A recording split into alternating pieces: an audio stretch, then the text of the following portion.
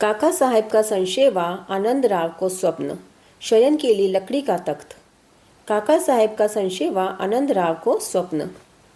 बाबा ने काका साहब दीक्षित को श्री एकनाथ महाराज के 2 ग्रंथ श्रीमद् भागवत और भावार्थ रामायण का नित्य पठन करने की आज्ञा दी थी।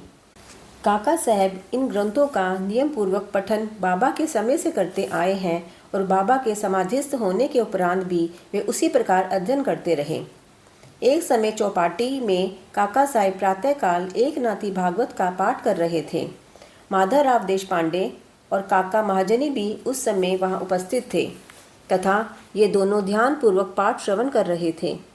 उस समय 11वें स्कंद के 2 अध्याय का पाठ चल रहा था, जिसमें नवनाथ अर्थात ऋषभ वंश के सिद्ध यानी कवि हरि अंतरिक्ष प्रबुद्ध पिपलायन आविहोत्र ध्रुमिल चमस और करभाजन का वर्णन है, जिन्होंने भागवत धर्म की महिमा राजा जनक को समझाई थी।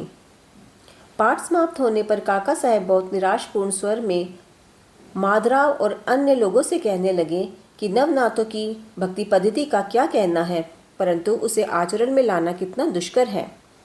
नाथ तो सिद्ध थे, परंतु हमारे समान मूर्खों में इस प्रकार की भक्ति का उत्पन्न होना क्या कभी संभव हो सकता है?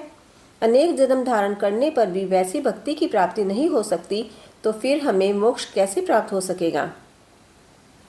ऐसा प्रतीत होता है कि हमारे लिए तो कोई आशा ही नहीं है। माधवराव को यह निराशावादी विचार अच्छे नहीं लगे। वे कहने लगे कि हमारा अहोभाग्य है, जिसके फलस्वरूप ही हमें साई सदृश अमूल्य हीरा हाथ लग गया है। तब फिर इस प्रकार निराशा का राग अलापना उचित नहीं है। यदि तुम्हें बाबा पर अटल विश्वास है, तो फिर इस प्रकार चिंतित होने की आवश्यकता ही क्या है? क्या बाबा ने अधिकारपूर्ण वाणी में नहीं कहा है कि श्री हरि या गुरु के नाम जाप से मोक्ष की प्राप्ति होती है? तब फिर भय और चिंता का स्थान कहाँ रह जाता है? परंतु फिर भी माधवराव के वचनों से काका साहब का समाधान न हुआ। वे फिर भी दिन भर व्यग्र और चिंतित ही बने रहे।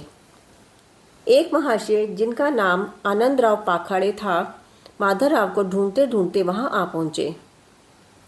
इस समय भागवत का पाठ चल रहा था। श्री पाखाड़े भी माधवराव के समीप ही जाकर बैठ गए और उनसे धीरे धीरे कुछ वार्ता करने लगे।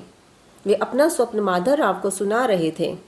इनकी कानाफूसी के कारण पाठ में विघ्न उपस्थित होने लगा। अतएव काका साहब ने पाठ स्थगित कर माधवराव से पूछा कि क्या बात हो रही है। माधवराव ने कहा कि कल तुमने जो संदेह प्रकट किया था, यह चर्चा भी उसी का समाधान है। कल बाबा ने श्री पाखाड़े को जो स्वप्न दिया है, उसे इनसे ही सुनो। इसमें बताया गया है कि विशेष भक्ति की कोई आवश्यकता नहीं, केवल गुरु को नमन या उनका पूजन करना ही पर्याप्त है। सभी को स्वप्न सुनने की तीव्र इच्छा थी और सबसे अधिक काका साहब को। सभी के कहने पर श्री पाखाड़े अपना स्वप्न सुनाने लगे कि मैंने देखा कि मैं एक अथाह सागर में खड़ा हुआ हूँ। पानी मेरी कमर तक है और अचानक ही जब मैंने ऊपर देखा तो साईं बाबा के श्री दर्शन हुए। वे एक रत्न जड़ित सिंहासन पर विराजमान थे और उनके शीर्ष चरण जल के भीतर थे। यह सुंदर दृश्य और बाबा का मनोहर स्वरूप देख मेरा चित्त बड़ा प्रसन्न हुआ। इस स्वप्न को भला कौन स्वप्न कह सकेगा? मैंने देखा कि माधवराव भी बाबा के समीप ही खड़े हैं और उन्होंने मुझसे भावपूर्ण शब्दों में कहा कि आनंदराव, बाबा के श्री चरण तो जल के भीतर है। अब बताओ कि मैं कैसे अपना शीश उनके चरणों पर रखूं? मैं तो निस्सहाय हूँ।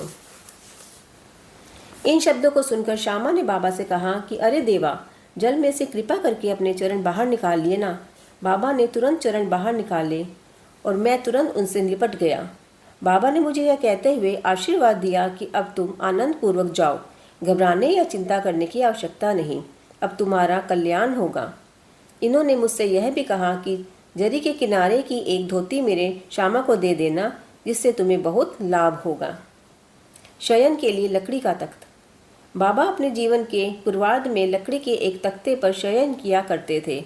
वह तख्त 4 हाथ लंबा और बित्ता भर चौड़ा था, जिसके चारों कोनों पर मिट्टी के जलते दीपक रखे जाया करते थे। बाद में बाबा ने उसके टुकड़े टुकड़े कर डाले थे। एक समय बाबा उस पटिये की महत्ता का वर्णन काका साहब को सुना रहे थे, जिसको सुनकर काका साहब ने बाबा से कहा कि यदि अभी भी आपको उसमें विशेष संदेह है तो मैं मस्जिद में एक दूसरी पटिया लटकाए देता हूँ।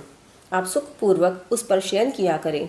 तब बाबा कहने लगे कि अब महालसापति को नीचे छोड़कर मैं ऊपर नहीं सोना चाहता। काका साहब ने कहा कि यदि आज्ञा दें तो मैं एक और तख्ता महालसापति के लिए भी टांग दूं। बाबा बोले कि वह इस पर कैसे सो सकते हैं? क्या यह कोई सहज कार्य है जो इस गुण से संपन्न हो? वही ऐसा कार्य कर सकता है जो खुले नेत्र रखकर निद्रा ले सके, वही इसके योग्य है। जब मैं शयन करता हूँ तो बहुधा महालसापति को अपने बाजू में बिठाकर उनसे कहता हूँ कि मेरे हृदय पर अपना हाथ रखकर देखते रहो कि कहीं मेरा भगवत चाप बंद न हो जाए, और मुझे यदि थोड़ा सा भी निद्र देखो तो तुरंत जगा दो। परंतु उससे तो यह भी नहीं हो सकता। वह तो स्वयं ही झपकी लेने लगता है और निद्रा मग्न होकर अपना सिर डुलाने लगता है। जब मुझे भगत का हाथ पत्थर सा भारी प्रतीत होने लगता है तो मैं जोर से पुकार उठता हूँ कि ओ भगत।